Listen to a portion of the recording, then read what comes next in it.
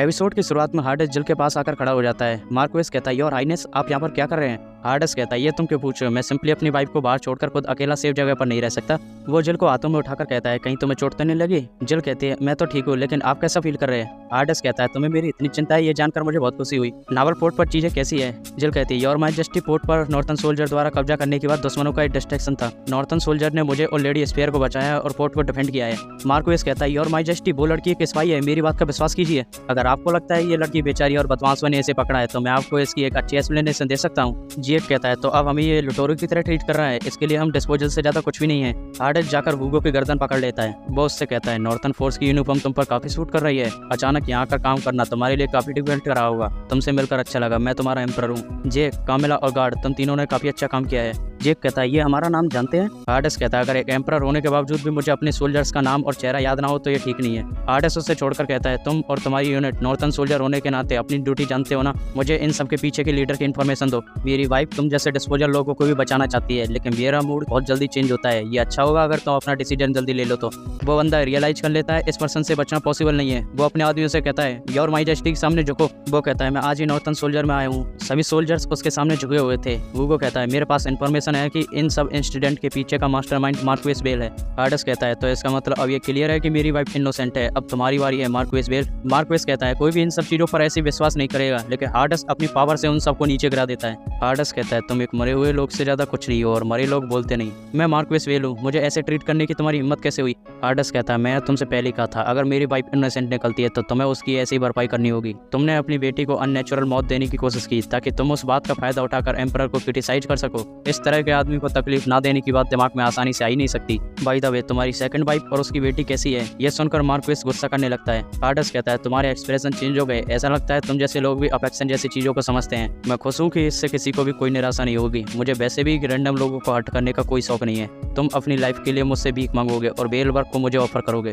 Sphere कहती है, मेरे पिता के साथ क्या होने वाला है? जिल कहती है, योर मैजेस्टी कहना चाह रहे हैं अगर वो अपने गुनाह को मान ले और बेल वर्क को उन्हें सौंप दे तो वो उनका जीवन छोड़ देंगे। मार्क्वेस हंसकर कहता है, क्या यहाँ पर कंपैशन का सोच चल रहा है? सच में एक एम्परर जिसने अपनी माँ को सुसाइड करने पर मजबूर कर दिया इतना काइंड है? तुम्हारे एम्परर बनने से पहले कितने लोग मरे होंगे और कितनों को तुमने मारा होगा। मैं बस अपनी लैंड को एक कर्स एम्परर से प्रोटेक्ट कर रहा हूँ। यहाँ पर कोई भी ऐसा नहीं है जो चाहता है कि तुम यहाँ पर शासन करो, यहाँ तक कि कोई ये भी नहीं चाहता कि तुम जिंदा रहो। हार्डेस कहता है, तुम शायद सही हो सकते हो, लेकिन फिर भी मैं यहाँ पर एम्परर हूँ। तुम में से कोई चाहे या ना चाहे, ये सच है। इसे यहाँ से ले जाओ और क्रिमिनल की बेटी से जितना हो सके उतनी कहानी के बारे में पता करो, और कामेलिया, तुम उसका ध्यान रखना। स्फीयर उसका शुक्रिया करती है। दूसरे सीन में जिल महल में होती है और वो अपने रूम का रास्ता भूल गई थी। राव वहाँ पर आकर कहता है, तुम्हारा रूम उस ओर है। जिल कहती है, यहाँ पर एक भी सर्वेंट दिखाई नहीं दे रहा है। राव कहता है, अब तक ये मार्क्वेस बेल का महल हुआ करता था, वो सारे सर्वेंट डरे हुए हैं। जिल कहती है, तो क्या इसीलिए आज हमारे डिनर में पीच स्टार्ट थी? राव कहता है, क्या तुम्हें वो अच्छी लगी? जिल कहती है, हाँ, मैंने वो पूरी खत्म कर ली, लेकिन उसे बनाने वाले मैजेस्टी खुद वहाँ पर नहीं थे। क्या वो अपने आप को ज्यादा खुश नहीं कर रहे हैं? राव कहता है, भले ही वो एक इडियट है, लेकिन फिर भी वो एक एम्परर है। वो ये बात अच्छे से समझता है कि वो किसी के सामने भी कमजोर या बोला नहीं दे सकता। उसमें हमेशा से ही एम्परर बनने की एबिलिटी और पोटेंशियल रहा है।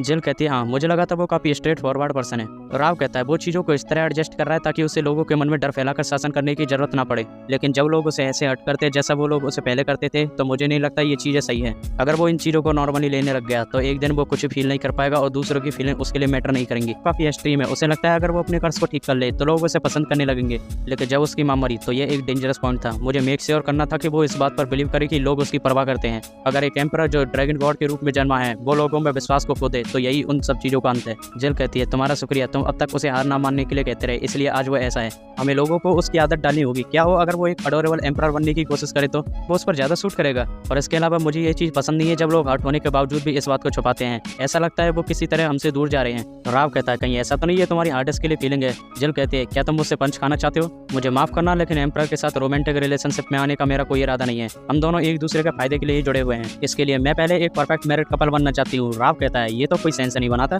राव एक दरवाजा खोलकर कहता है, ये तुम दोनों का बेडरूम है, अपना बेस्ट करना। जिल कहती है, कहीं तुम्हारा ये मतलब तो नहीं एम्परर भी यहाँ पर है? तो राव कहता है, ऑफ कोर्स वो यहाँ पर है, तुम दोनों मैरिड हो तो इसमें कोई परेशानी नहीं है। जब वो अंदर जाकर देखते हैं तो वो देखते हैं कि उसने काफी ड्रिंक कर ली थी। राव कहता है, ये यूजुअली ड्रिंक नहीं करता है, मैं इसे अंदर से रिकवर करने की कोशिश करता हूँ। जिल ने उसके माथे पर गीला कपड़ा लगा दिया था। वो अपने मन में कहती है, अब इसकी तबीयत थोड़ी नॉर्मल लग रही है। जब हार्डेस की आंखें खुलती है तो वो अपने साइड जिल को पाता है। जिल कहती है, अब तुम कैसा महसूस कर रहे हो? मैं तुम्हारे लिए किचन से फ्रूट लेकर आई हूँ। हार्डेस कहता है, क्या तुम तभी से मेरी देखभाल कर रही हो? जिल कहती है, मुझे ड्रंक लोगों की देखभाल करने की आदत है। अगर तुम्हें किसी बात की चिंता है तो मैं किसी और को बुला सकती हूँ। हार्डेस कहता है, नहीं, तुम मेरे पास हो, यही मेरे लिए बहुत है। मैं एप्पल खाना चाहूँगा। जिल मान जाती है और एप्पल को काटने लगती है, लेकिन वो उसे ठीक से काट ही नहीं पाती। हार्डस कहता है मैंने जितना एक्सपेक्ट किया था तुम उससे ज़्यादा क्रमसी हो। जिल कहती है अगर कोई तलवार चला सकता है तो इसका यह मतलब नहीं है वो अच्छे से कुकिंग भी कर सकता है। हार्डस जिल को पकड़ता है और अपनी गोदी में बैठा लेता है। वो एप्पल को बड़ी आसानी से छील देता है। ये देखकर जिल हैरान रह जाती है। जिल उससे कहती है क्या तुम इससे रैबिट बना सकते हो? वो अपने मन में कहती है मैं एक ऐसी लड़की बनना चाहती हूँ जो इन सब चीज़ों को बना सके। वो कहती है क्या मेरा इस तरह पूछना अजीब है? हार्डस कहता है बिल्कुल भी नहीं। वो एक एप्पल लेता है और उनसे 3-4 रैबिट बना देता है। जिल कहती है ये तो सच में रैबिट है, योर मैजेस्टी आप तो जीनियस है। हार्डस कहता है ये इतनी बड़ी चीज भी नहीं है, मेरे भी दूसरी माँ के सिबलिंग्स थे। मैंने ये सोचकर इसकी प्रैक्टिस की काश वो मुझे थोड़ा बहुत पसंद करने लगे।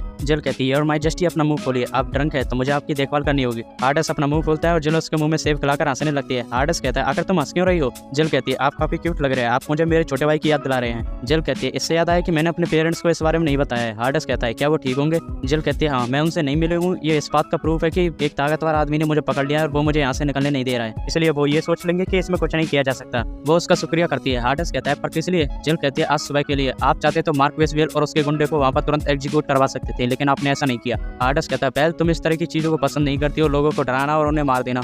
जिल कहती है लेकिन इस वजह से मार्क वेसवेल से आपको काफी बुरी बातें सहनी पड़ी। आप कर्स हो या ना हो, लेकिन मैं चाहती हूँ कि आप जिए, इसलिए जब भी कोई आपसे इस बारे में कुछ कहे तो आप उन्हें यह कहकर गलत साबित कर दीजिएगा कि अभी भी कोई ऐसा है जो चाहता है कि मैं जीऊँ। हार्डस कहता है तुम सच में मुझसे इतना प्यार करती हो, वरना तुम मुझसे इस तरह की बातें नहीं करती। जिल कहती है एमिली में इस तरह सोचना नॉर्मल है। हार्डस कहता है ओ तो मैं तुम्हारे लिए बस एक छोटे भाई जैसा हूँ। ऐसा बोलकर वो अपने बिस्तर में घुस जाता है। वो कहता है मुझे ठंड लग रही है। जिल कहती है तो आपको मुझे ये बात पहले बतानी चाहिए थी। ऐसा बोलकर वो उसके बिस्तर में घुस जाती है। वो कहती है मेरा बॉडी टेम्परेचर हाई है, मैं आपके लिए गर्म बोतल जैसी हूँ। हार्डस उसे पकड़कर कहता है तुम अपने हस्बैंड को एक छोटे भाई की तरह ट्रीट कर रही हो, इसे माफ नहीं किया जा सकता। जिल कहती है आपने मुझे ट्रक किया। और हार्डस कहता है चिंता मत करो, मैं तुम्हें कुछ नहीं करूंगा। वो कहता है तुम्हें पता है एक मैरिड कपल में एक पत्नी का अपने पति के प्यार में गिरना नेचुरल है।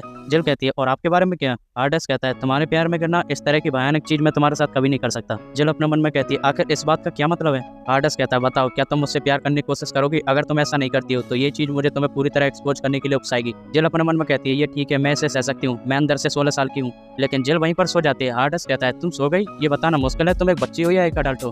वो अपने मन में कहता है अंडर 14 होने के बावजूद भी तुम्हारा मैजिक इतना स्ट्रॉन्ग है कि तुम राव को देख सकती हो, मुझे इससे ज्यादा कुछ नहीं चाहिए। अगर तुम कहती हो कि तुम हमेशा मुझे खुश रखोगी तो मैं भी अपना बेस्ट ट्राई करूंगा। वो अपने मन में कहता है मुझे लगा कि मेरे प्यार में गिरने की बात पूछना एक सिली फ्लर्ट था, अगर ये मुझे इसी तरह उकसाती रही तो मैं इसका तब तक पीछा करना चाहूंगा जब तक ये हार नहीं मान लेती। राव कहता है अगर तुम अपने आप को थोड़ा अच्छा दिखाने की कोशिश करोगे तो इससे मुझे भी तुम्हारे बारे में कम चिंता होगी। हार्डस कहता है अगर मैं इसका थोड़ा पीछा करूँ तो कुछ नहीं होगा। राव कहता है अगर तुम उसे इसी तरह पुश करते रहे तो वो तुम्हें सच में हिट करने लग जाएगी। मैं इसकी जिद्दी पर्सनैलिटी से उस पर्सन को बाहर निकालना चाहता हूँ जो सच में इसके अंदर है, इसके लिए मुझे एक डिलीशियस ब्रेकफास्ट बनाना होगा। अगली सुबह हार्डस कहता है आज के मौसम को देखकर मुझे लगा कि रोस्ट डक को सॉस के साथ खाना काफी अच्छा रहेगा, लेकिन अगर तुम इसे चीज और बॉइल्ड एग के साथ खाती हो तो भी ये अच्छा रहेगा। जब जिल उसे खाती है तो वो उसे काफी पसंद आता है। हार्डस कहता है क्या तुम अब मेरे प्यार में पड़ गई? जिल कहती है हम इस तरह की कन्वर्सेशन कितनी बार करने वाले हैं? हार्डस कहता है जब तक तुम हाँ नहीं कह देती।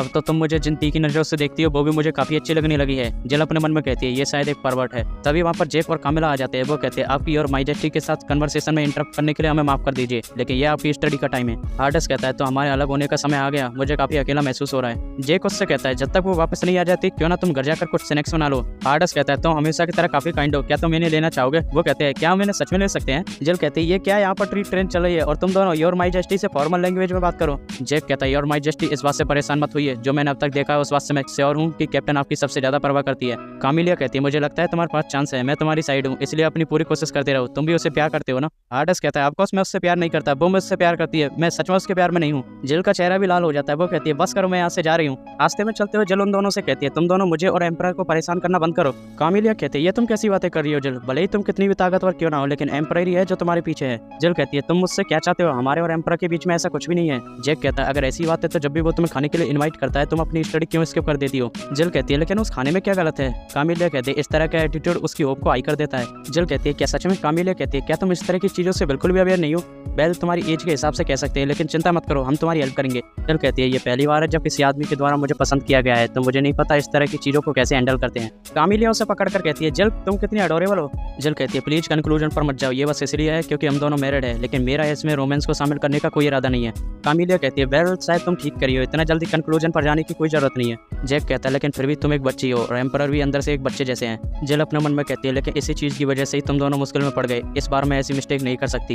कामिलिया उसकी अंगूठी को देखकर कहती है क्या एक ड्रैगन कंसोर्ट रिंग है? जिल कहती है हाँ, लेकिन मैं इसे उतार नहीं सकती। जैक कहता है अगर इस तरह की चीजें एडजस्ट करती है तो वो कर्स भी शायद रियल है। जिल कहती है हाँ, एम्परर ने बताया था कि अगर मैं उनके आसपास रहती हूँ तो ये कर्स शांत रहेगा, और आखिर किसने उसे कर्स किया होगा? जैक कहता है अगर वो पुरानी कथाएं सच है तो ये जरूर गॉडेस क्रेटोस का कर्स है। जिल कहती है रुको, आखिर तुम्हारे कहने का क्या मतलब है? कामिलिया कहती है जिल तुम क्रेटोस से हो सकता है वहाँ की लेजेंड अलग हो। जिल कहती है लंबे समय पहले गॉडेस और ड्रैगन गॉड दोनों की ह्यूमंस को ट्रीट करने के विचार अलग अलग थे, जिस वजह से उन दोनों के बीच में वॉर हो गई। ये वॉर चलती रही और पूरा कंटिनेंट 2 कंट्रीज में डिवाइड हो गया। मैंने सुना है क्रेटोस और राफ दोनों शादीशुदा थे। कामिलिया कहती है हाँ, उन दोनों के टकराव की वजह से ब्लेसिंग लैंड कर्सलैंड में बदल गई। यहाँ तक कि एक ऐसा टाइम भी आया जब राफ में कोई भी फसल ग्रो नहीं हो सकी, लेकिन ड्रैगन एम्परर को एक इनक्रेडिबल मैजिक पावर वाली ब्राइड मिली जिसे ड्रैगन कंसोर्ट कहा गया। उन दोनों ने मिलकर राकी माउंटेन के ऊपर एक मैजिकल शील्ड बनाई और गॉडेस के कर्स से इस लैंड को बचाया। जिल अपने मन में कहती है तभी एम्परर ने मुझसे कहा था कि अगर मैं उनके पास रहती हूँ तो वो कर्स एक्टिवेट नहीं होगा। तभी वहाँ पर स्पेयर जिल के लिए एक लेटर लेकर आ रही थी, लेकिन वो रास्ते में गिर जाती है। स्पेयर उसे लेटर देते हुए कहती है ये एक जरूरी लेटर है जो मुझे तुम्हें जल्द से जल्द देना था। जब जिल लेटर की हैंड राइटिंग को देखती है तो वो शॉक रह जाती है। कामिलिया उससे कहती है जिल क्या हुआ तुम्हें? वो लेटर जिल के हाथों से उड़ जाता है। जब हार्डेस उसे पढ़ता है तो वो कहता है लगा नहीं था कि वो इतनी आसानी से हार नहीं मानेगा।